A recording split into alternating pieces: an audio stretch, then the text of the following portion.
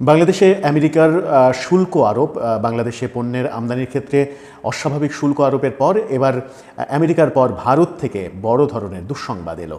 ভারত বাংলাদেশের বিরুদ্ধে একটা বড় সিদ্ধান্ত নিয়েছে। সেই সিদ্ধান্ত বাংলাদেশের ব্যবসাকে বড় ধরনের বিপদে ফেলবে বলেই মনে হচ্ছে। আজকে বৈষম্যবিরোধী আন্দোলনের সময় সব থেকে সক্রিয় থাকা যে টেলিভিশন চ্যানেল, যে চ্যানেলকে নিয়ে বৈষম্যবিরোধী আন্দোলনের ছাত্র জনতা অনেক উল্লাস করেছে, সেই যমুনা টিভি এই খবরটা প্রথমে দিয়েছে। এছাড়াও অন্যান্য গণমাধ্যমও এই খবরটা নিশ্চিত করেছে। প্রথম আলো এই খবরটা নিশ্চিত করেছে।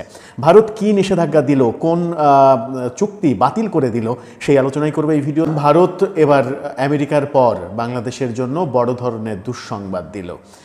ভারতে যে সুবিধা আমরা 2020 সাল থেকে পেতাম, সেই সুবিধা বাতিল করে দিয়েছে, যার ফলে বাংলাদেশি পণ্য রপ্তানিতে বড় ধরনের বাধার সম্মুখীন হবে এবং বাংলাদেশি পণ্য পার্শ্ববর্তী একাধিক দেশে রপ্তানি করাটা অনেক বেশি কঠিন হয়ে যাবে। বাংলাদেশের ব্যবসার জন্য ক্রমেই যেন অন্ধকার ঘনিয়ে আসছে। যখন প্রধান উপদেষ্টা বিদেশি বিনিয়োগকারীদের সম্মেলন করছেন বাংলাদেশে, সেখানে অনেক আশাবাদ ব্যক্ত হচ্ছে সরকারের পক্ষ থেকে, তখন আমরা এর আগে আমরা আমেরিকার শুল্ক আরোপের যে দৃশ্যটা দেখেছি, এরপরে এবার দেখলাম ভারতের চুক্তি বাতিলের দৃশ্য। ট্রান্সশিপমেন্ট যে চুক্তি, সেই চুক্তি ভারত বাতিল করে দিয়েছে।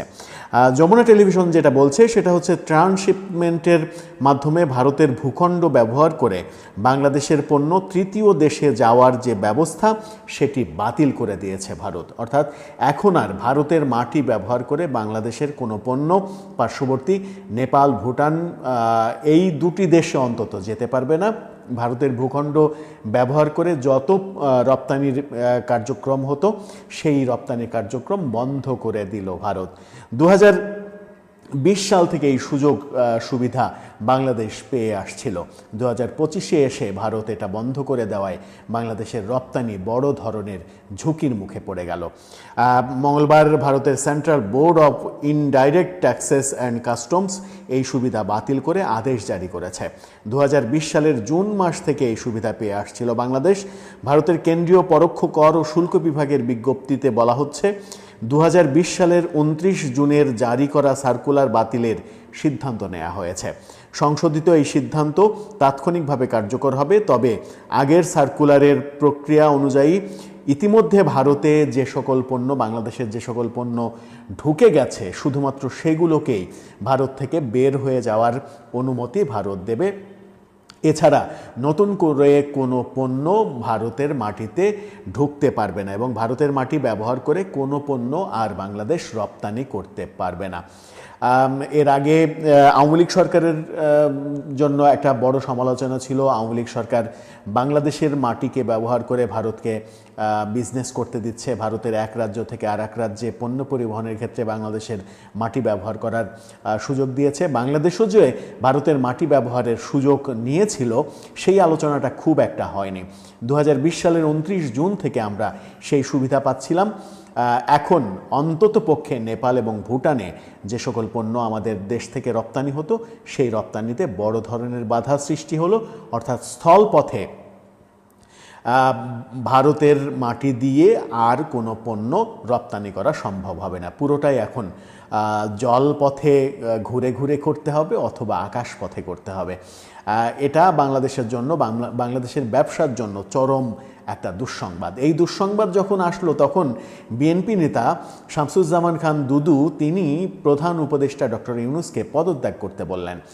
তিনি পদত্যাগ করে ছাত্রদের নতুন দলে যোগদান করে রাজনীতি করতে বললেন এবং নির্বাচন করে দেখতে বললেন তার জনপ্রিয়তা কত। প্রধান উপদেষ্টাকে নিয়ে নানা রকমের আলোচনা যখন চলছিল যে তাকে আরও 5 বছর ক্ষমতায় রাখতে হবে, আরও 10 বছর ক্ষমতায় রাখতে হবে, এরকম প্রেক্ষাপটে শামসুজ্জামান খান দুদু অর্থাৎ বিএনপির এই অবস্থানটা বেশ গুরুত্বপূর্ণ। দুদু কি বললেন? দুদু বললেন, প্রধান উপদেষ্টা মোহাম্মদ ইউনূসকে পদত্যাগ করে ছাত্রদের নতুন দলের নেতৃত্ব নেন আপনি। বুধবার আজকেই জাতীয় প্রেস ক্লাবে সংস্কার, জাতীয় নির্বাচন ও আগামীর বাংলাদেশ শীর্ষক আলোচনা সভায় এমন বক্তব্যই তিনি দিয়েছেন। দুদু বলেছেন, ডক্টর ইউনূস ছাত্রদের নিয়ে একটি রাজনৈতিক দল গঠন করেছে। অনেকে এর বিরোধিতা করেছে, আমি কিন্তু করিনি। ডক্টর ইউনূস সত্যের সপক্ষে থাকেন, সাহস দেখান। আপনার যেহেতু এতই বিবেক আছে, এতই যখন সত্য জানেন তখন ছেলেদের মাঠে ঠেলে না দিয়ে নিজে পদত্যাগ করে দলের দায়িত্ব গ্রহণ করেন, নির্বাচনে অংশ নেন। জনগণ ভোট দিলে বিএনপি আপনাকে সর্বপ্রথম অভিনন্দন জানাবে। এরপরে আরও তিনি বলেছেন, রাজনীতি করার জন্য তো আপনি একটা মামলাও খাননি। বিএনপির 50 লাখ কর্মীর বিরুদ্ধে মামলা হয়েছে, বেগম জিয়াকে চিকিৎসাধীন অবস্থায় জেল খাটতে হয়েছে। আমি দাবি করে বলতে পারি বিএনপি যে ধরনের চ্যালেঞ্জ গ্রহণ করতে পারে অন্য কোনো রাজনৈতিক দল তা পারে না।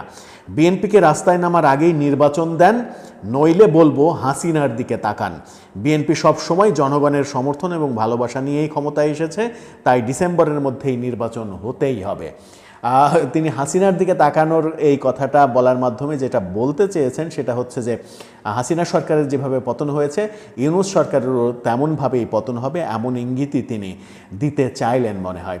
প্রধান উপদেষ্টাকে কেন্দ্র করে যখন এমন ইঙ্গিত দিলেন, প্রধান উপদেষ্টা যখন বিশ্ব বিনিয়োগকারীদের নিয়ে সম্মেলন করছেন এবং তার ক্ষমতা বৃদ্ধির জন্য নানা রকমের